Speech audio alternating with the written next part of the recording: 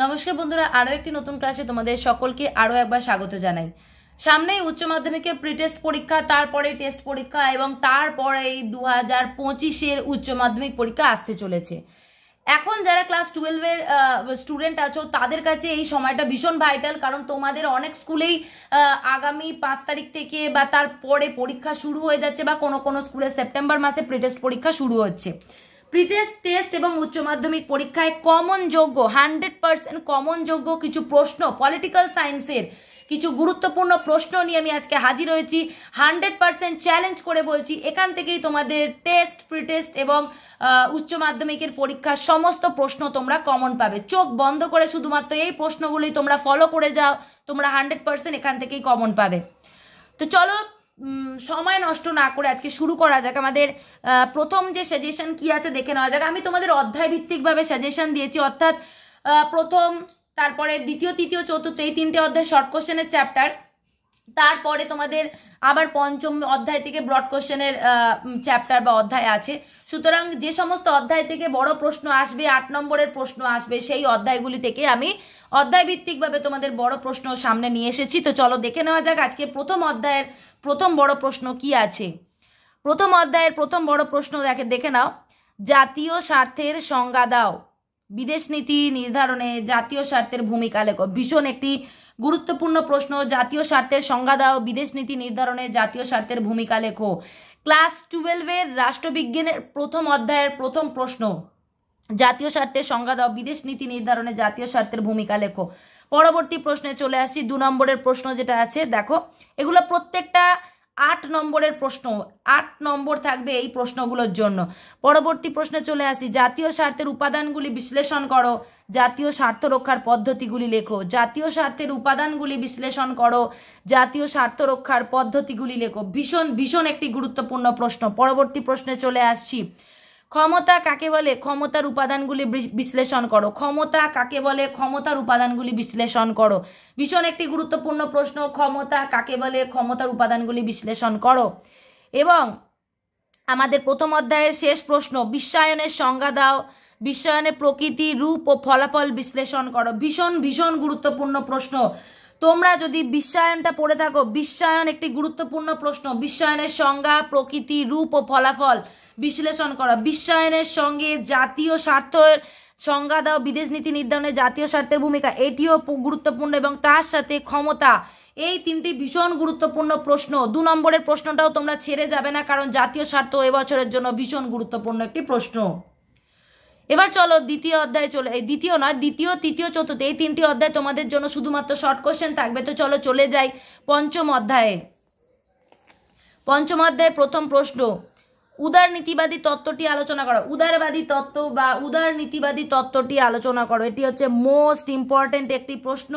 উদারবাদী তত্ত্বটি বা উদারনীতিবাদী তত্ত্বটি আলোচনা করো। যেখানে উদারনীতিবাদের 3টি ধারাকে সুন্দরভাবে আলোচনা করতে হবে, সেই উদারবাদী তত্ত্বটি আলোচনা করো। পরবর্তী প্রশ্নে চলে আসছি। গান্ধীবাদী দর্শনের মূল সূত্রাবলী আলোচনা করো। গান্ধীবাদী দর্শনের মূল সূত্রাবলী আলোচনা করো। ভীষণ একটি গুরুত্বপূর্ণ প্রশ্ন। গান্ধীবাদী দর্শনের মূল সূত্রাবলী আলোচনা করো। পরবর্তী প্রশ্নে চলে আসছি। মার্ক্সবাদের মূল সূত্রাবলী আলোচনা করো। মার্ক্সবাদের মূল সূত্রাবলী আলোচনা করো। এখানে মূল সূত্রাবলী বলতে কিন্তু সমস্ত সূত্রগুলোকে একদম ছোট্ট ছোট্ট করে জিস্ট করে বলা। তোমাদের 8 নম্বরের প্রশ্ন 1.5 পাতার বেশি হওয়া উচিত না। সেক্ষেত্রে 8 নম্বরের প্রশ্ন সুন্দর স্ট্যান্ডার্ড হাতের লেখা, স্ট্যান্ডার্ড যে পেজ আছে সেই স্ট্যান্ডার্ড পেজে স্ট্যান্ডার্ড হাতের লেখায় 1.5 পাতার বেশি হওয়া উচিত না। খুব সুন্দর করে ছোট ছোট করে তোমাদের জিস্ট করে এখানে এই প্রশ্নের উত্তরগুলো লিখতে হবে। মার্ক্সবাদীর মূল সূত্রাবলী আলোচনা করো, গান্ধীবাদী দর্শনের মূল সূত্রাবলী আলোচনা করো, উদারবাদী তত্ত্বটি আলোচনা করো। এই 3টেই কিন্তু ভীষণ ইম্পর্টেন্ট। ওর সাথে একটি প্রশ্ন আমি রেখেছি, যারা একদম নিশ্চিন্তভাবে পরীক্ষায় সমস্ত বড় প্রশ্ন একদম চোখ বন্ধ করে অল্টারনেটিভ প্রশ্নগুলো কমন পেতে চাও, তারা আরও একটি প্রশ্ন করে নাও। সেটা হচ্ছে মার্ক্সের দ্বন্দ্বমূলক বস্তুবাদী তত্ত্ব। এটিও কিন্তু একটি ইম্পর্টেন্ট প্রশ্ন। মার্ক্সের দ্বন্দ্বমূলক বস্তুবাদী তত্ত্বটি আলোচনা করো। আমি এই দুটো অধ্যায় থেকে 4টে করে প্রশ্ন রেখেছি। প্রথম অধ্যায়, পঞ্চম অধ্যায় থেকে 4টে করে প্রশ্ন রেখেছি। তোমরা যদি এর মধ্যে থেকে 2টো করেও করে থাকো তাহলেও কিন্তু তোমরা পরীক্ষায় 100% কমন পাবে। পরবর্তী প্রশ্নে চলে আসছি। পরবর্তী দেখো আমাদের অধ্যায়, ষষ্ঠ অধ্যায়। ষষ্ঠ অধ্যায়ের যে প্রশ্নটি আমি রেখেছি, ক্ষমতা স্বতন্ত্রীকরণ নীতির পক্ষে বিপক্ষে যুক্তি দাও। এটা মানে এই যে প্রশ্নগুলো আমি প্রত্যেকটা অধ্যায় থেকে দিয়ে যাচ্ছি, এই প্রশ্নগুলো তোমরা ঘুরিয়ে ফিরিয়ে হয় প্রি টেস্টে, নয় টেস্টে, নয় ফাইনালে পেয়ে যাবেই যাবে, শিওর একদম। আমি 100% গ্যারেন্টি দিয়ে বলছি, প্রি টেস্ট, টেস্ট বা ফাইনাল যে কোনোভাবে তোমরা এই প্রশ্নগুলো কিন্তু পেয়ে যাবেই যাবে। তোমরা এই প্রশ্নগুলো করলেই, শুধুমাত্র এই প্রশ্নগুলো করলেই, চোখ বন্ধ করে 3টে পরীক্ষাতেই তোমরা একদম ভালো রেজাল্ট করবে। সমস্ত প্রশ্ন তোমাদের কমন থাকবে। ক্ষমতা স্বতন্ত্রীকরণ নীতির পক্ষে বিপক্ষে যুক্তি দাও একটি ভীষণ একটি গুরুত্বপূর্ণ প্রশ্ন। তারপরের প্রশ্ন দেখো, দ্বিকক্ষ বিশিষ্ট আইনসভার পক্ষে বিপক্ষে যুক্তি দাও। ক্ষমতা স্বতন্ত্রীকরণ নীতির পক্ষে বিপক্ষে এবং দ্বিকক্ষ বিশিষ্ট আইনসভার পক্ষে বিপক্ষে, এই দুটোর মধ্যে একটা তোমরা কমন পেয়েই যাবে প্রি টেস্ট, টেস্ট বা ফাইনালে। এই দুটো পড়লে দুটোর মধ্যে থেকে তোমরা একটা প্রশ্ন কমন পাবেই, এই দুটোর মধ্যে থেকে একটা তোমরা কমন পাবেই পাবে। পরবর্তী প্রশ্নে চলে আসছি। বিচার বিভাগীয় সমীক্ষা বলতে কি বোঝো? বিচার বিভাগের স্বাধীনতা ও নিরপেক্ষতা কিভাবে রক্ষিত হয় লেখো। বিচার বিভাগীয় সমীক্ষা বলতে কি বোঝো? বিচার বিভাগের স্বাধীনতা ও নিরপেক্ষতা কিভাবে রক্ষিত হয় লেখো। ভীষণ একটি গুরুত্বপূর্ণ প্রশ্ন। প্রশ্ন যদি একটু কঠিন হয় তাহলে এই প্রশ্নটা আসার সম্ভাবনা 100% আছে। পরবর্তী অধ্যায়ে আমরা পরবর্তী অধ্যায় না, ষষ্ঠ অধ্যায় 4র্থ প্রশ্নে আসছি। আধুনিক রাষ্ট্রের শাসন বিভাগের কার্যাবলীগুলি লেখো। এটি হচ্ছে যে একটা কিরকম প্রশ্ন বলবো, বাকি যদি 3টে প্রশ্ন তোমরা করে থাকো তাহলে এটা করতে হবে না। প্রথমের যে 3টে, ক্ষমতা স্বতন্ত্রীকরণ নীতির প্রশ্ন, বিচার বিভাগীয় সমীক্ষা, দ্বিকক্ষ বিশিষ্ট আইনসভার পক্ষে বিপক্ষে যুক্তি, যদি ওই প্রথম 3টি প্রশ্ন করে থাকো তাহলে এই প্রশ্নটি করতে হবে না।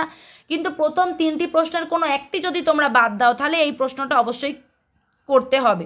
এই প্রশ্নটা আসার চান্স কম আছে, কিন্তু তাও আমি রেখেছি, কারণ ওই দিক থেকে যদি 3টি প্রশ্নের মধ্যে কোনো একটা বাদ যায় তাহলে এই প্রশ্নটা কিন্তু করতে হবে। পরের অধ্যায়ে চলে আসি। 7ম অধ্যায়ের প্রথম প্রশ্ন দেখে নাও, ভীষণ গুরুত্বপূর্ণ। ভারতের রাষ্ট্রপতির ক্ষমতা কার্যাবলী লেখো। ভারতের রাষ্ট্রপতির ক্ষমতা কার্যাবলী লেখো। এর সাথেই কিন্তু জরুরি অবস্থা সংক্রান্ত ক্ষমতাটাও পড়ে রাখতে হবে। রাষ্ট্রপতির জরুরি অবস্থা সংক্রান্ত ক্ষমতা, ওটাও কিন্তু এই রাষ্ট্রপতির ক্ষমতা কার্যাবলীর মধ্যে পড়ে রাখবে। ভীষণ একটি গুরুত্বপূর্ণ 3টে স্টারের প্রশ্ন, ভারতের রাষ্ট্রপতির ক্ষমতা কার্যাবলী, এবং অবশ্যই এটা জরুরি অবস্থা সংক্রান্ত ক্ষমতা কার্যাবলীর সাথেই পড়বে। পরবর্তী প্রশ্নে চলে আসছি।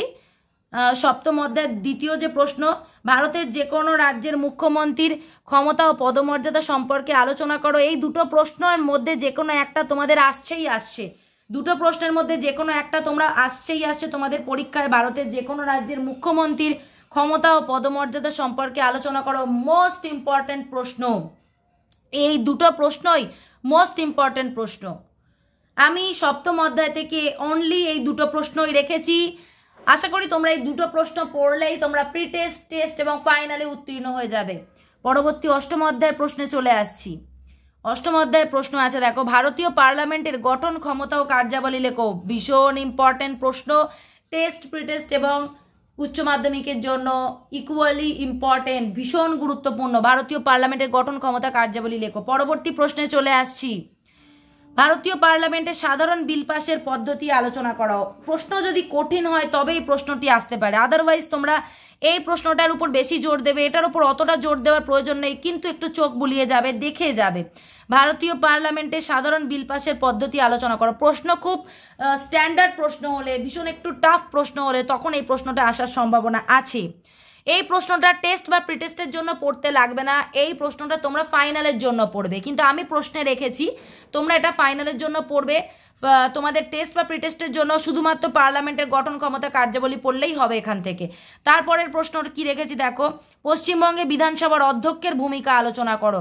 পশ্চিমবঙ্গের বিধানসভার অধ্যক্ষের ভূমিকা আলোচনা করো। এ প্রসঙ্গে তোমাদের বলে রাখি, তোমরা যদি লোকসভার স্পিকার পড়ে থাকো, লোকসভার স্পিকার বা অধ্যক্ষের ভূমিকা পড়ে থাকো, তাহলে কিন্তু বিধানসভার অধ্যক্ষের ভূমিকাও তোমরা খুব অনায়াসেই লিখতে পারবে। এই প্রশ্নটিও কিন্তু ইম্পর্টেন্ট আছে, ভীষণ গুরুত্বপূর্ণ একটি প্রশ্ন। আশা করি তোমরা 7ম অধ্যায়ের যে প্রশ্ন আছে, রাষ্ট্রপতির ক্ষমতা কার্যাবলী, মুখ্যমন্ত্রীর ক্ষমতা কার্যাবলী এবং 7ম অধ্যায় পার্লামেন্টের গঠন ক্ষমতা কার্যাবলী, এই 3টি প্রশ্ন পড়লেই তোমরা যে কোনো দুটো প্রশ্ন এখান থেকে কমন পেয়ে যাবে। এই 3টির মধ্যে যে কোনো দুটো তোমরা কমন পেয়ে যাবে। তারপরে দেখো আমরা অষ্টম অধ্যায় শেষ করলাম, এবার নবম অধ্যায় আমাদের শেষ অধ্যায়। এখান থেকে কি প্রশ্ন রেখেছি দেখো, এখান থেকে যে প্রশ্নটি রেখেছি, ভারতের সুপ্রিম কোর্টের গঠন ক্ষমতা কার্যাবলী লেখো। খুব মানে ইম্পর্ট্যান্ট, এবার আসছেই মোস্ট ইম্পর্ট্যান্ট ভিভিআই প্রশ্ন। ভারতীয় সুপ্রিম কোর্টের গঠন ক্ষমতা কার্যাবলী লেখো, ভিভিআই প্রশ্ন। পরের প্রশ্ন দেখো, ভারতের বিচার ব্যবস্থার মূল বৈশিষ্ট্য লেখো। এটা একটি ইম্পর্ট্যান্ট প্রশ্ন, ভারতের বিচার ব্যবস্থার মূল বৈশিষ্ট্য লেখো। পরবর্তী আর একটা প্রশ্ন, টিকা লেখো লোক আদালত, এবং তারপরের প্রশ্ন আছে টিকা লেখো ক্রেতা সুরক্ষা আদালত। দুটো প্রশ্নই ইম্পর্টেন্ট, তবে সুপ্রিম কোর্ট হচ্ছে ভিভিআই প্রশ্ন। সুপ্রিম কোর্ট সবসময়তেই ভিভিআই প্রশ্ন, যে প্রশ্নগুলি ভীষণ ইম্পর্টেন্ট। এর মধ্যে লোক আদালতটা তোমরা তাও একটু পড়তে পারবে, ভিভিআই প্রশ্নের মধ্যেই পড়ে, কারণ এটা টিকার উপর আসছে লোক আদালত। আর বিচার ব্যবস্থা থেকে যেহেতু প্রশ্ন এবছরে আসার সম্ভাবনা একটু বেশি আছে, সুপ্রিম কোর্ট অত্যাবশ্যক পড়েই যাবে, এটা ছেড়ে কখনোই যাবে না। সুপ্রিম কোর্ট, লোক আদালত, ভারতের পার্লামেন্টের গঠন, ভিভিআই এগুলো, এছাড়া রাষ্ট্রপতির ক্ষমতা কার্যাবলী, এগুলো সব ভিভিআই প্রশ্নে পড়ে যাবে। এগুলো সব গুরুত্বপূর্ণ প্রশ্নের মধ্যেই পড়ে। যদি প্রথম অধ্যায় থেকেও বলি, প্রথম অধ্যায় থেকেও বিশ্বায়ন হচ্ছে একটি ভিভিআই প্রশ্ন, জাতীয় স্বার্থে বিদেশ নীতির ভূমিকাও হচ্ছে একটি ভিভিআই প্রশ্ন। এছাড়া এখানে যে প্রশ্ন আছে তার মধ্যে উদারবাদী প্রশ্ন হচ্ছে ভিভিআই, মার্ক্সের সূত্রাবলী হচ্ছে ভিভিআই, মার্ক্সের গান্ধীবাদী দর্শনও হচ্ছে ভিভিআই। আর এখান থেকে ষষ্ঠ অধ্যায়ের যে দুটো প্রশ্ন আছে, ক্ষমতা স্বতন্ত্রীকরণ হচ্ছে ভিভিআই, আর দ্বিকক্ষ বিশিষ্ট আইনসভা, এই দুটো হচ্ছে ভিভিআই প্রশ্ন। এগুলো পড়লেই তোমরা কিন্তু সমস্ত যে পরীক্ষা টেস্ট তোমাদের আগে হবে প্রি টেস্ট, তারপরে তোমাদের টেস্ট এবং তোমাদের যে উচ্চ মাধ্যমিক ফাইনাল, সমস্ত পরীক্ষাতেই তোমরা কমন পেয়ে যাবে। সুতরাং নিশ্চিন্তে এই সাজেশন ফলো করেই আজ থেকে পড়া শুরু করে দাও।